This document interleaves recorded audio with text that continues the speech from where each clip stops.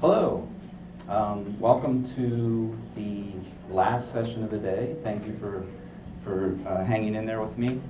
You probably heard a lot about social media in all the sessions so far, and I'm going to talk more about social media, but hopefully I'm going to bring a little different perspective to it. First, let me introduce myself. My name is Quisenberry. I'm a graduate of the IMC program. I currently teach in the IMC program, 612 Audience Insight, and I'm a full-time professor, lecturer at Johns Hopkins University in the Center for Leadership Education. And before that, I was a creative guy in advertising. I was a copywriter, creative director for different advertising agencies working on big brands, little brands, and everything in between. But today I want to talk about, I did this research report for Ad Age Insights, which is sort of a research arm of Advertising Age. And I went back and I looked at the latest research in social media from private marketing firms, but then also from academic research. And a lot of us professionals in the industry, we don't even get near those academic journals, and we don't understand what they're talking about. But I tried to go back and I looked at all that research and tried to figure out and put the professional perspective to it and figure out what trends can we see that are going on social media that will help marketers, or actually businesses in general, leverage social media and integrate it into their business. So this is the report. It was just published last month. But before I get into social media, I want to take a step back at the broad perspective of marketing. And at its most basic level, what do you think marketing is about? If you could narrow it down to one word, how would you describe marketing? Selling. Ah, good. The word that I narrowed it down to was persuade. I'm a writer. I come from the School of Communications and persuasive essays, all that kind of stuff. So in marketing, no matter what it is, you're trying to persuade someone to do something, or to think a different way, or a certain way, or take a certain action. So persuasion is to cause somebody to do something by. Now that's the tricky part. There's different ways you can persuade people to do things, and some are more effective than others. And I would say in marketing, I would describe old school marketing often took an approach like this, right? We would walk up to the consumer with our sawed-off shotgun, the persuader, cock it up and blast them with our message, right? And then when they fell down and when they got back up again, we'd blast them with the message again. And we keep blasting them until they would just they would give in and they go buy the product. And we would do this through mass media, traditional advertising. I would say that traditional, this kind of approach is still important and appropriate, but that doesn't work anymore. And one of the ways it doesn't work, one of the reasons it doesn't work that way anymore is because of this, right? Media clutter. Now, Times Square, all that clutter that you see, that just shows the traditional media clutter that happened. But think of all those people walking around with their smartphones and they're tweeting and they're Facebooking and they're pinning and all that stuff, and that even adds another layer of clutter. As a traditional marketer, it's harder and harder and harder to grab your consumers' attention. So, and I would describe that old method as push marketing. And a lot of people in marketing, we think about, we come up with a message, we control the message, and we push it out to the consumer. So my question is, does that kind of push marketing still work in the environment that we're in? Now, I love Mad Men, and especially Don Draper. He's a cool character. But I have to say, in today's media environment, that type of advertising doesn't work anymore. So I have to say, sorry, Don, we have to say goodbye to you. And we have to leave those days behind. Today, I would say the advertising age is over. And that's not just me saying that. up here. In 2009, Advertising Age, one of the leading trade journals in the industry, they actually published an article that said the advertising age is over. And the article was about the Cannes Film Festival that year, where for the first time, a traditional TV spot didn't take home the gold lion, the top spot. It was a PR campaign and a digital campaign that took home the top spots. And so ad age themselves pronounced the ad age is over. We're entering an age of engagement. And this is research. This is like one of the early pieces of research that kind of woke us up to this. It's a Nielsen study. And it says consumers trust opinions posted online over advertising. And back when this came out, I was a traditional advertising guy, and I'm like, oh, that's scary, because that's what I do. I do traditional advertising. 90% of people trust recommendations from people they know online.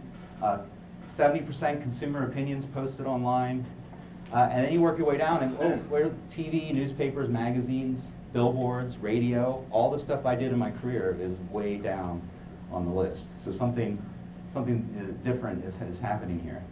So I would just say, as marketing, we have to move beyond push to pull, right? We're going to push the messages out. We need to pull the consumers in terms of engagement, and then also participation. We need to start involving the consumers in our brands in what we're doing. And you can describe that as it's becoming a two-way street in terms of strategy and marketing. So the growth of social media has dramatically shifted this influence of the mass media to personal communication, right? And we need to adjust our perspectives from this strict top-down strategy to this new participative, interactive one. Mass media used to be the gatekeepers. Whether you were in advertising and you would buy the ad and purchase the time and put the message out there, or if you were in PR and you got the message covered in journalism, there were gatekeepers that controlled the message. Now, anybody can make a video, post it online, get millions of views, and they're mass media now, suddenly, on equal level with what you used to control. This is an example of the power of the consumer voice, and this is an early example, and you may have seen this. This is Dave Carroll, and this is a news story that Wolf Blitzer covered it days after this occurred.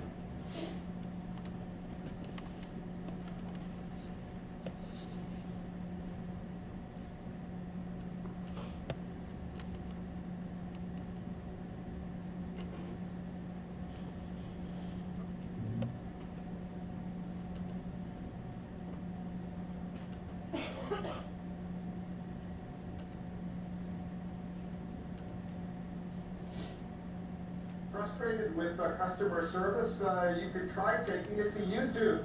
That's what one musician did after he said United Airlines damaged his guitar. The song became an instant hit and a PR nightmare for United. Bring in our internet reporter, Abby Tatton. All right, Abby, what happened? Well, anyone that's ever been frustrated with an airline needs to see this video. This is Canadian musician Dave Carroll, who says he watched in horror last year at Chicago's O'Hare Airport as baggage handlers smashed his beloved Taylor guitar. And then he says he spent a year trying and failing to get compensation from United Airlines. So he took his case to YouTube.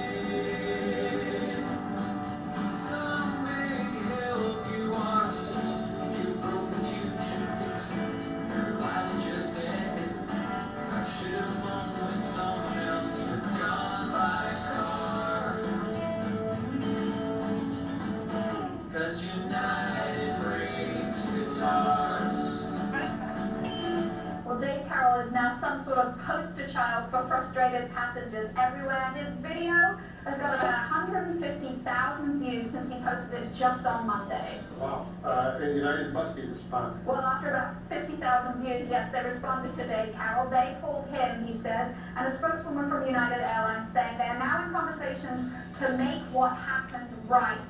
They said the video is a learning experience for them, and they're going to be using that internally to improve customer You service. should have just bought him a new Taylor guitar and that would have been That's it. nice, But right? it's a good song. Yes, very catchy. Thank you. Like this. Thank you.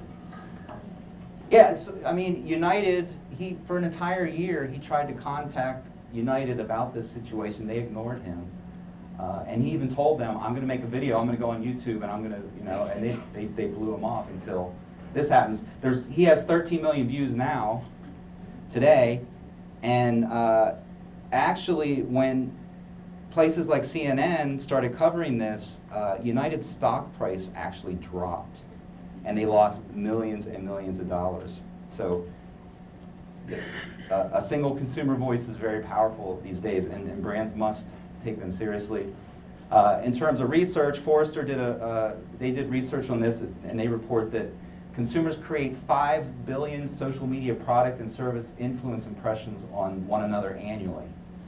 So that's, all the people out there are tweeting and Facebooking and updating and pinning, and a lot of that conversation is about products and brands and services. So you want to be listening to what's happening, and you want to do what you can to influence it. Seth Godin said it nicely. Conversations among the members of your marketplace happen whether you like it or not. This is happening, so you can choose to ignore it, or you can step in and try to do something about it and include it in your strategy. But I think one of the things I wanted to do with this report is think about IMC specifically. And traditionally, IMC is about integrating different messages. So PR is the message that PR is talking about, that advertising is talking about, that you do in direct mail, that you do in your TV spots. It's all integrated because of the media clutter. You need to hit them in multiple areas. But I think we need to do more than that today, in acknowledging the influence of social media. We need to do more than create consistent marketing messages. We need to create consistent business messages. Social media, with the United example, that's not just affecting the marketing department. That's affecting, that company at the very top level. That's affecting HR. It's affecting customer service. It's affecting all those business functions. So we need to think about this on a broader scale. We need to do more than integrate company communications. We need to include consumer communications. So yes, all the messages you control in your entire organization, you need to make sure that everybody's on the same page and they're integrated. But also the consumers out there saying things, and we need to include that now, on top of everything that's outside of your control, outside of the corporate environment. Pushing consistent message out to consumers. Now we must listen as well. And I'm not talking about once a year you do a survey and a focus group, because that's too late by the time you get the results. You need to be listening in real time to what people are saying now, so that you can gain that knowledge and react and act on it. So, but of course, marketers know this. At least they know they need to be in social media. This was another report done. Most digital decision makers plan to increase social media advertising spending in 2012. We know we need to do it. We're going to put money against it. But another survey, 265 U.S. marketing directors were surveyed. 68% say they're behind the curve in digital interactive media integration. 71% they have not caught up to social media integration. We know we need to be there. We're putting money towards it, yet we still don't know how to do it. So I'm going to try to briefly cover these 5 areas that I discovered through the research of how to do it, and give you some examples of who's doing it successfully. These are practical methods for successfully listening. Listening is the first step, and we'll talk about that. Then engaging this new empowered consumer. They have this an empowered consumer voice. method number one, social media integration through research. And the important part is not traditional research, is real-time research. This is just one example. You remember the Super Bowl this year when was it this year when the lights went out suddenly? Well, Oreo, the people at Oreo, they were, tweeting and they were on the ball and they took advantage of this. You can still dunk in the dark. They were listening. So you want to talk about this. It's continuous consumer insight that you can gain by listening in real time, and then also brand optimization. You continually optimize your brand, but the importance is to do it in real time. And these are some tools that I found that can help you. And you don't have to have a huge budget. There's a lot of free tools: Google Analytics, Google Trends, Technorati, Facebook Insights, Yak Track, Board Tracker, How Sociable, and Search Twitter. These are all free tools that you can use and start monitoring conversations and see what people are talking about and how they're talking about your company.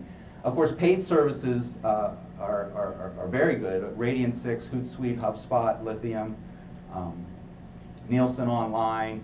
A lot of companies are providing very robust systems that can help you. And I'm just going to play you a clip. It's a demo of Salesforce's new marketing cloud that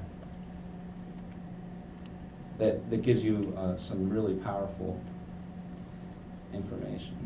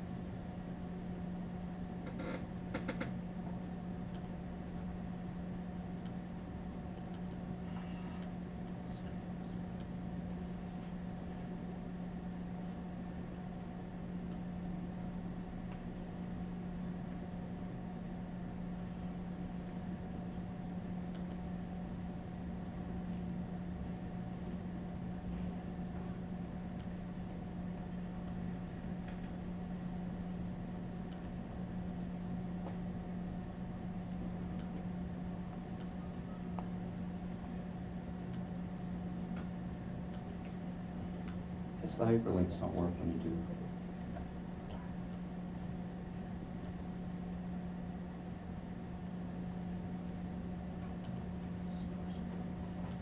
I'm sorry, the hyperlinks aren't working in the presenter mode.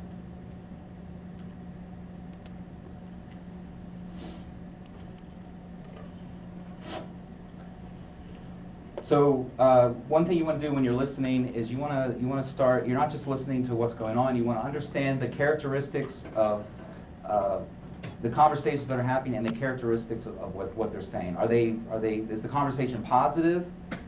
Is it negative?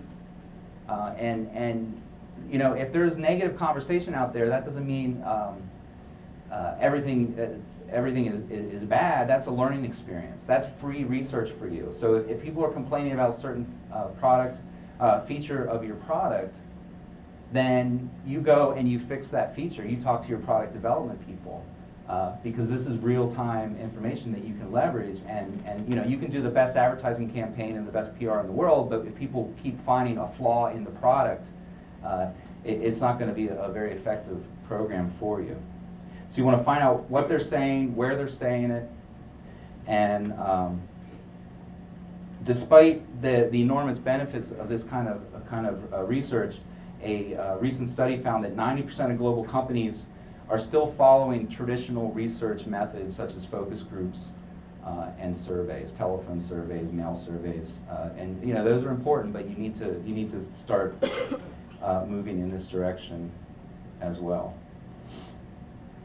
And again, social media, it doesn't replace, it's to augment traditional methods. So where do you start?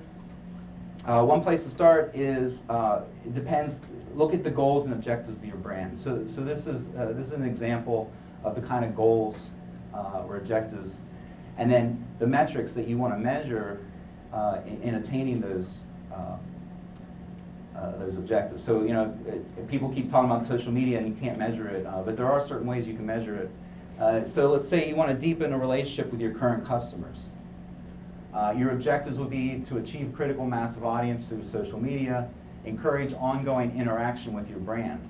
You have these customers, you just need them to keep thinking about you and reminding them about your brand and your products and services. Some of the metrics would be measure the number of advocates, fans, followers, authors that you get. The number of comments posted. If people start talking about your brand and they're making comments about it, then your strategy is being successful. And or let's say you want to drive purchase intent. That's ultimately a lot of the goals of marketing. So you want to persuade engagement with website content utility. You want to create engaging and content that's going to pull the people in, and that's going to drive them towards an intent of purchasing your product or service. So your metrics could be leads to an e-commerce partners. So let's say your product's sold through someone else, you're driving traffic there so where they could actually purchase your product. Retailer locator, results of activity, you send them to a retailer, the sales start increasing. Product brochure downloads, if they download a brochure for your product, that's showing purchase intent. So this is Chris Murdo from, he's VP, Associate Director of Digital Analytics at Mullen. He says, decide how your brand wants to change its relationship with its customers. So first you listen, you get a sense of what that relationship is like currently, then you decide how you want to change it. Except the tracking and precision, yeah, you can measure certain things, but it's not all measurable. But you know, make sure everyone understands the expectations. There's a slow burn on social media. And then the most important part is just to get out there and start. You're never going to have the perfect plan, and it's never going to be 100% guaranteed. It's just important to start today. And then as you learn, you just optimize it. The second method is social media integration through crowdsourcing. How many people have heard the word crowdsourcing before? Yeah. I think that's another one of those buzzwords where we all heard it, and yeah, we need to do it, but what does it mean? How do you do it? I just know people are doing it. And so I have a couple examples here, you know, what it means and what it really can accomplish. A good example of integrating the consumer voice or the consumer's opinion through crowdsourcing is Dell, actually.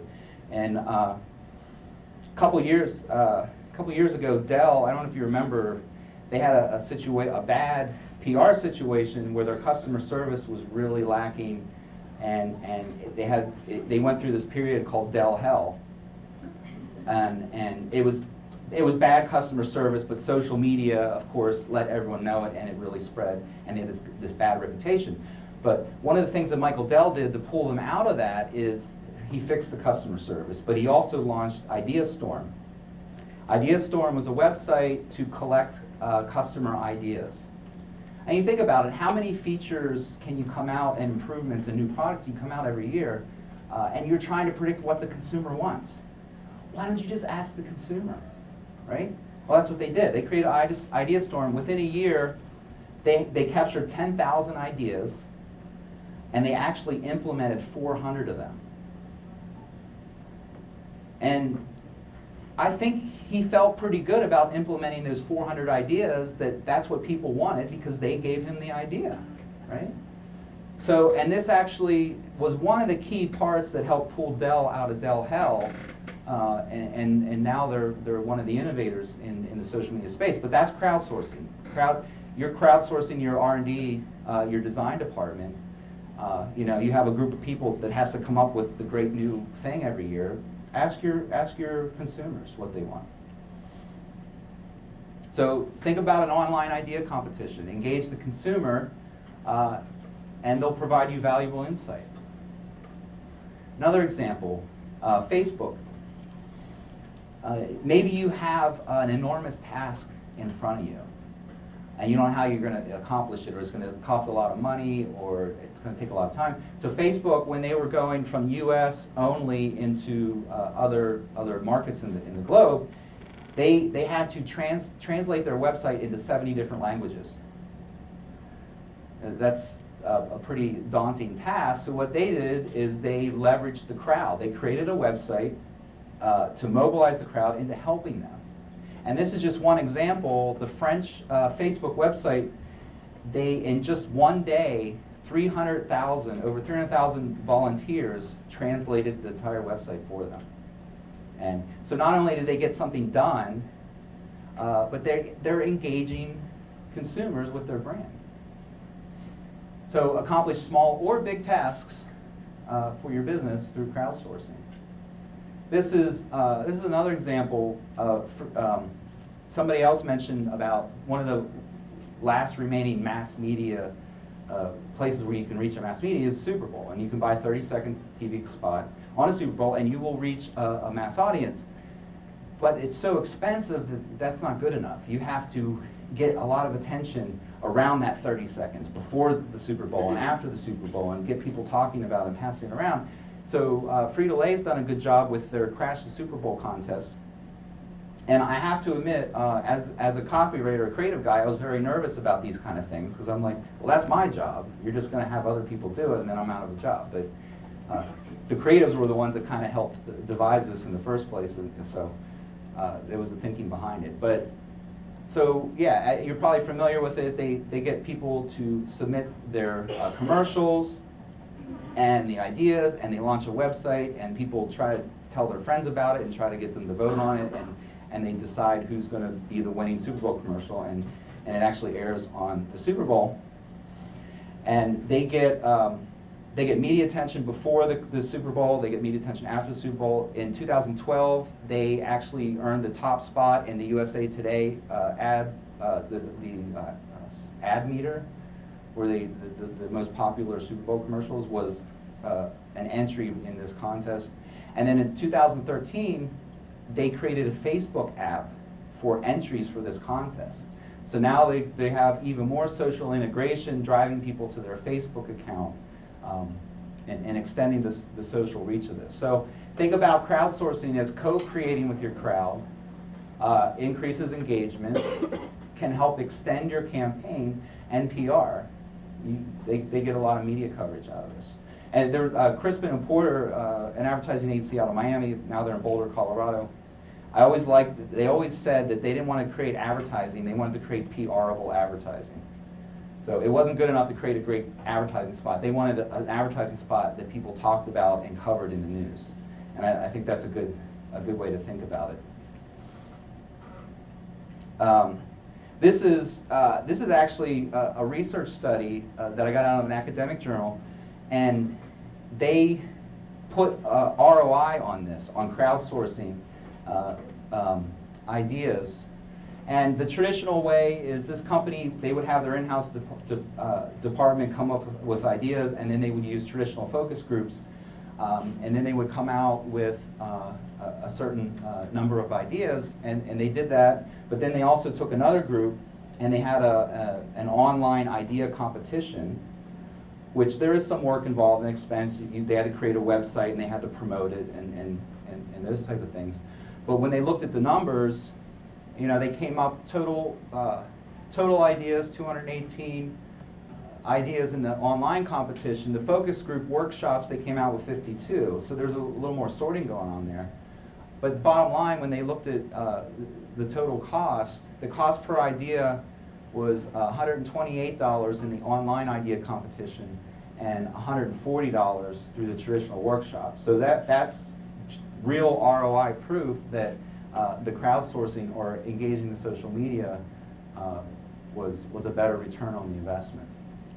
And this is from a Wharton customer analytics report, where they say American companies spend more than $10 billion a year on consumer research, yet the techniques they use are more than 3 decades old, relying heavily on focus groups and consumer surveys, despite declining customer participation and long turnaround times. Right? How many people respond to the phone surveys, and you hang up on them.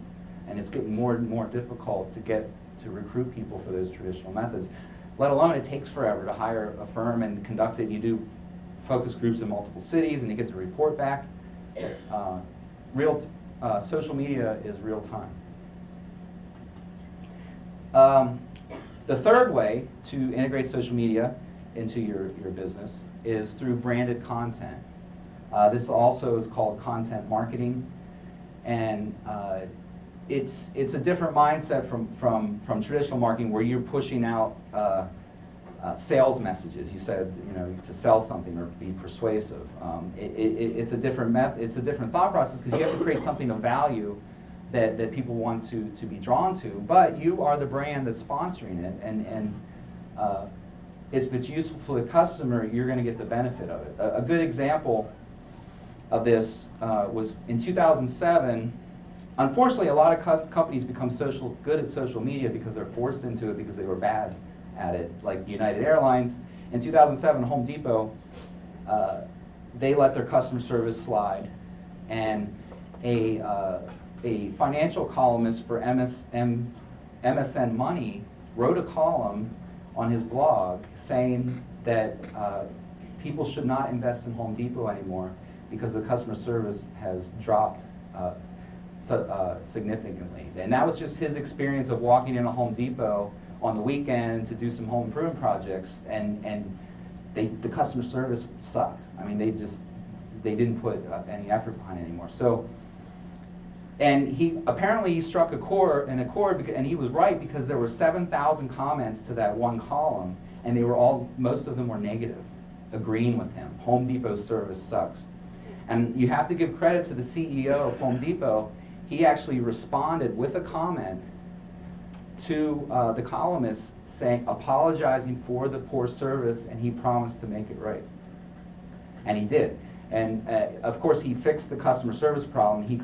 They hired more associates in the store, and they improved the quality of the customer service and their knowledge. But a lot of what pulled them out of that was leveraging social media. So he got these better customer service associates, and he started using them to make branded content. Home Depot has a YouTube channel with do-it-yourself videos. And it's their associates, the people that work in the stores, that are making the videos. They have a team of associates who work in the store, but part-time, but then the other time they're on Facebook and Twitter, and they're responding to people's questions about do-it-yourself projects. So they're leveraging their knowledge and creating valuable branded content that is being successful for that company. Another example is Best Buy. They created this campaign called 12th Force, and they have knowledgeable associates on the floor who know about the electronics or the TVs or the computers or the cameras or whatever you're purchasing. But they're limited in the store, so why not leverage them online? So these employees, they sign up for this, and they monitor the Twitter stream, and when people have questions, they answer them from the store out on Twitter, and they're creating this branded content for Best Buy as we're knowledgeable, we're helpful, and it's drawing people to the store. So another way for branded content is to let your employees speak for you. They're knowledgeable about it. Let them create this valuable content that's going to engage your consumer. Now, before you let your employees speak for you, you must give them guidelines. And saw a couple presentations that talked about this. Before launching any employee social media effort, a company should have guidelines in place. Unfortunately, in 2010, a survey found that 20% of the 34,000 employers surveyed had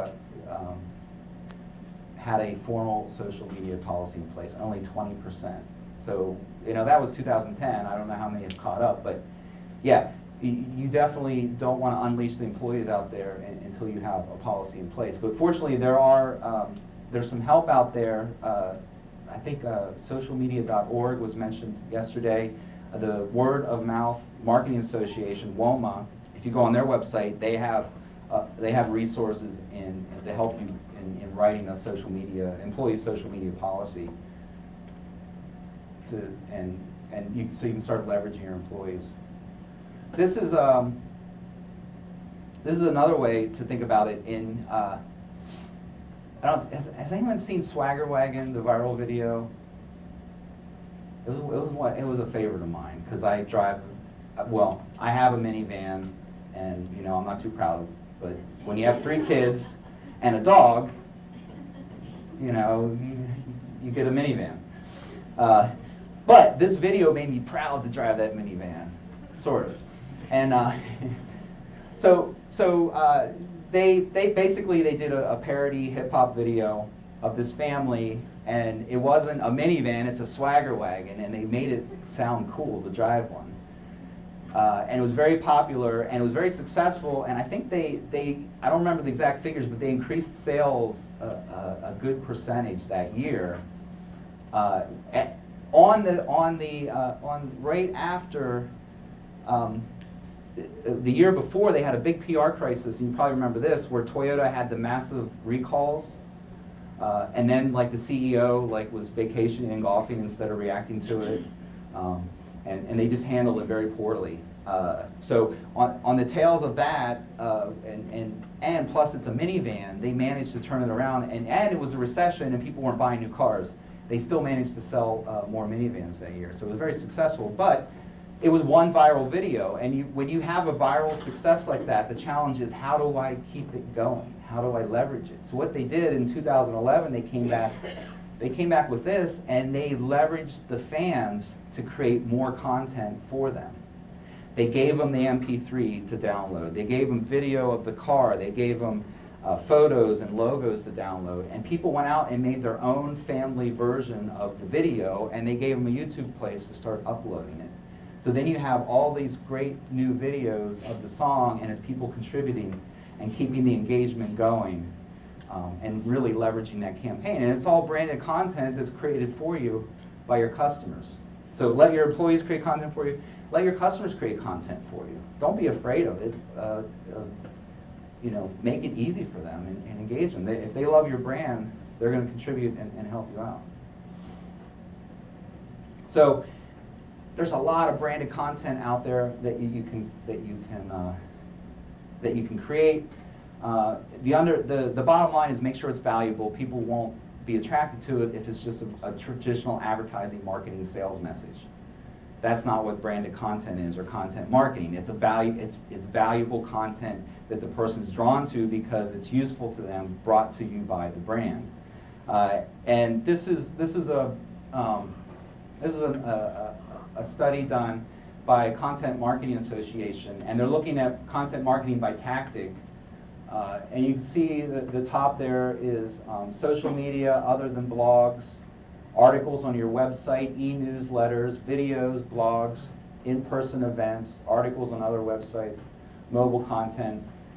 These are all different ways, e-books, these are all different ways that you can leverage branded content. And you just have to figure out what's best for your goals and your strategies. And just make sure it's valuable. As I said, in terms of making sure it's valuable, you need to take your marketer hat off, your advertising hat off, and you need to start thinking thinking like a journalist. Marketers need to take off their sales hat, put on their publisher hats. Even though almost all brands create content for marketing purposes, almost none have content marketing strategies. Creating valuable content is a completely different mindset, and if you're so used to making salesy, persuasive messages, it's going to be difficult to do. So some companies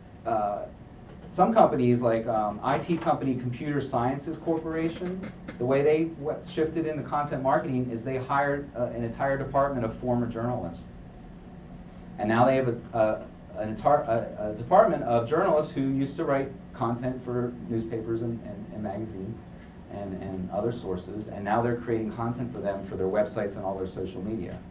Another example, a personal example, is my uncle was a journalist for like 20, 25 years. He worked for one of the newspapers in Seattle till a couple years ago. They just shut the paper down and they went out of business. Now he's working for Boeing, and he's publishing a magazine, a corporate magazine for Boeing, and then also creating additional corporate content for the Boeing organization. So I think a lot of that is occurring as well, which is good for all the journalists that need jobs after all the newspapers shut down and all the other places. Okay, so what are we on? Number 4, customer evangelism. You've probably heard of that word before as well. Customer evangelism. I need brand evangelists to get out there and just start spreading my message all over the place. It's easier said than done. How do you do it? This is a if anybody's read Malcolm Gladwell, Tipping Point, this graph basically represents one of the methods he was talking about in Tipping Point is the creators of peer influence, that there's actually a small number of people that have a great influence, and if you identify those people, that's how you can start leveraging consumer evangelists. So, and he described them as mass connectors and mass mavens. Seth Godin also wrote a book, I think a year later, called Idea Virus. And actually his book was an idea virus. He put it out for free, and it spread. And then he ended up publishing it later and charging people $40 for it on Amazon, even though you can still get it for free. It was kind of a brilliant marketing. But he calls them sneezers. And he says there's these people out there that just have lots of connections, and they're very interested in a specific subject, whether it's your brand or your industry. And if you identify them, get them on your side, they're the ones that can really spread a message for you. So you want to identify this group of disseminators who are going to actively distribute this positive word of mouth for you through their social networks. And you know, if you're monitoring social media, you will notice those people because they're talking a lot just in general. But there's also services like Clout that will help you identify the people that have the real influence. Mark Schaefer was here last year at the conference promoting his book, Return on Influence, and he really talked a lot about that. That some companies identify these mass mavens and sneezers, and they fly them out for product launches and take them out to dinner because they're that valuable. They represent that much a valuable word of mouth in social media. So you want to identify a customer evangelism network.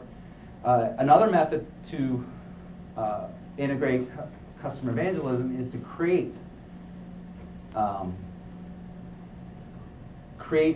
evangelistic network. And that's what P&G did with Vocal Point. P&G set up this website community. It was called Vocal Point for influential moms, so that they could try new P&G products and share their experiences with each other. And it was a pretty vibrant network, and but what they found was when the moms really liked the products, they not only talked on the network that they created, they also went outside the network and shared about it on their own personal social networks. And talk about measuring influence of this type of word of mouth. P&G found that they had these Vocal Points set up in certain markets, but other markets didn't have Vocal Point. In the markets that had Vocal Point, they produced twice the revenue on those products as the markets that didn't have Vocal Point and didn't have these people that were actively communicating about the products and the brands for them.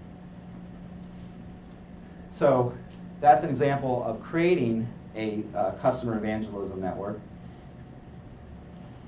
Lego has a similar version of this called Lego Ambassadors. If a lot of companies have these hardcore enthusiasts that are big fans of your products and your brands, and Lego they leverage these people by creating the Lego Ambassador Network. And you actually have to apply to get into this. There's a limited number of people that are allowed in, and you're selected. And once you get in, you get access to previews of products and insider information about what they're developing or what the new products are going to be for the next year. And the Lego ambassadors return the favor for being invited in, and they're influencers. They're in their networks. They go out and they talk about it in their networks outside the program, and they're sharing, they're spreading the word. They're becoming ambassadors. So they literally created Lego ambassadors, who are these brand evangelists for them, and it doesn't cost them much. They just give them information. They also pay them in free bricks.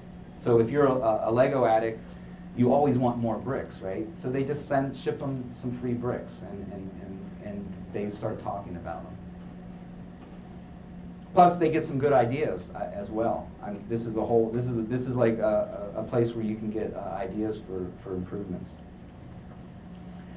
And now the other thing is, though, not all products are going to be worth talking about, should I say? Like, there's Lego enthusiasts, but what about Charmin? Jason shared the Twitter feed from Charmin, and I thought it was very funny. But you probably don't have hardcore Charmin enthusiasts out there who just want to go out and talk about toilet paper.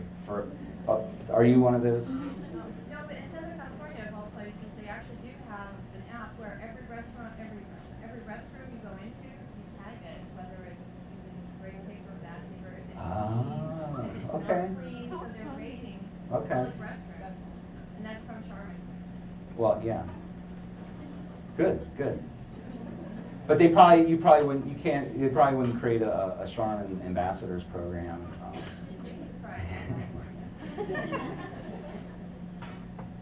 So if you have a product that you just don't think people are chomping at the bit to go out and talk about and write blog posts about, eBags faced a similar problem. They sell luggage.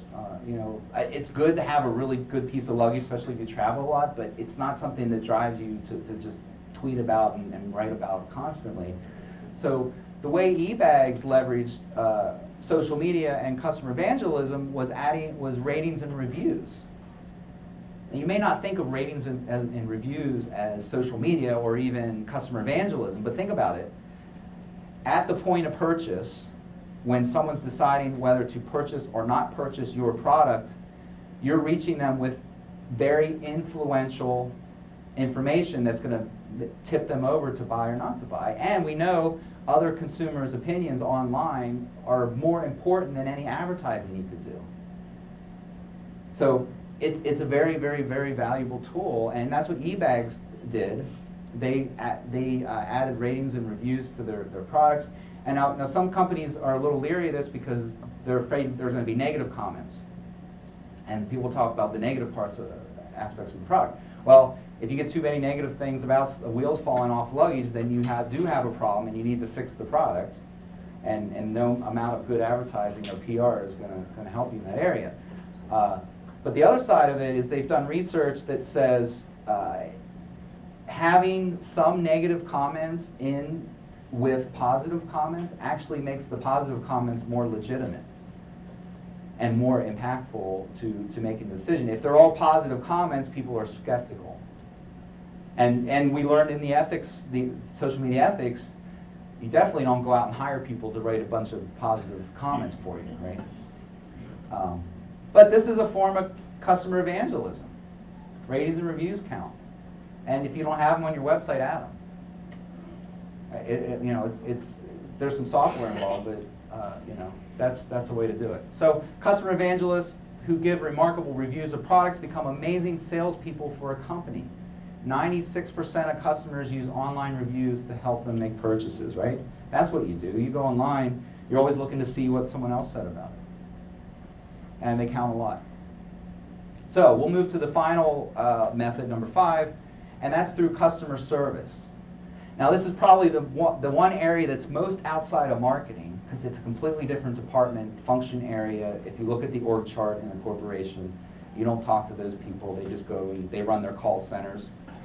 But in 2008, Frank Ellison became the most famous customer service person in the country when he decided to start responding to people's complaints about Comcast cable company through Twitter. And I've been an angry Comcast cable customer over the years, and I can relate to that. And it became so successful, now he's left Comcast, he's VP of social media at Citibank, and he tours the country telling marketers how to do social media in marketing, and he never had a marketing background. He didn't have a marketing degree, he never worked in marketing. He's a customer service guy that figured it out before the marketers.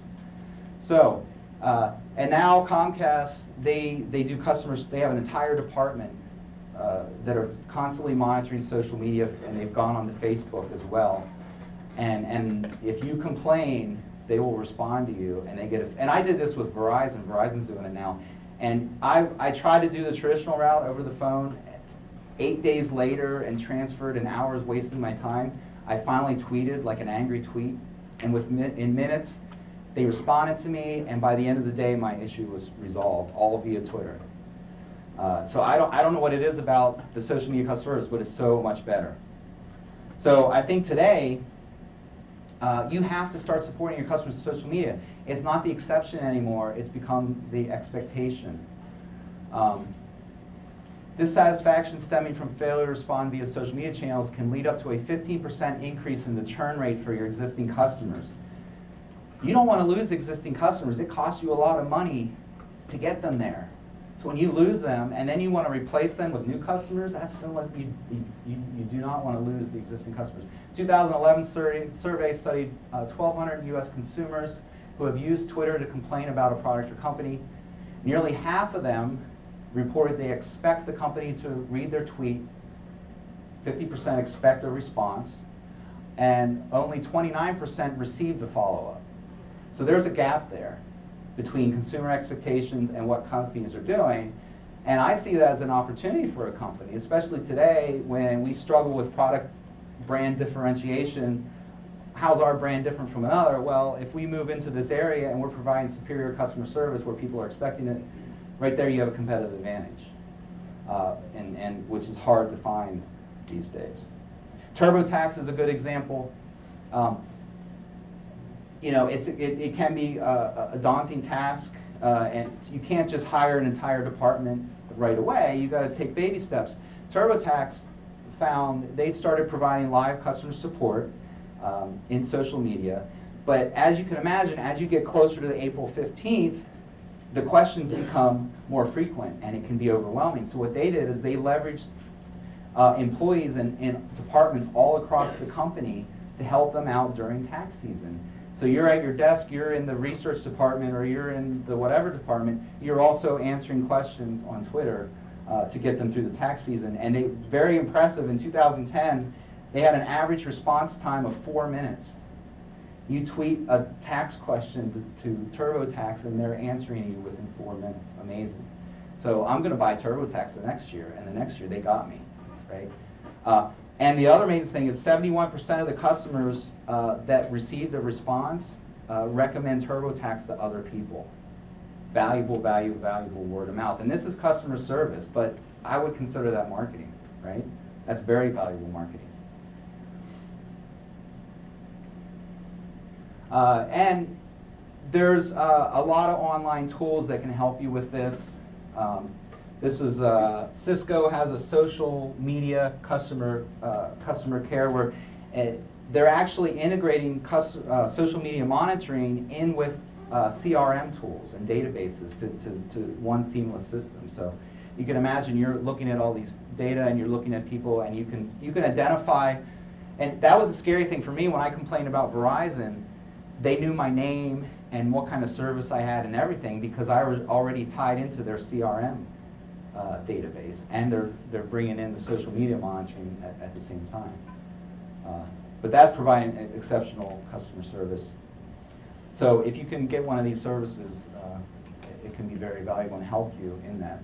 So of the social media business activities, you know, where should you start? You don't want to just start doing. You obviously can't do all 5 of these areas starting tomorrow. Where should you start?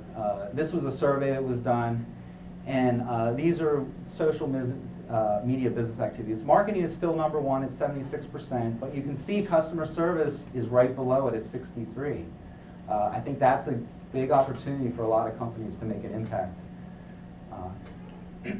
So I think the main point I want to make is IMC, it's about integrating messages, making sure you're putting the same message out there. But I think we need to go up another notch in the corporate structure and get out of our silo and look at other business functions.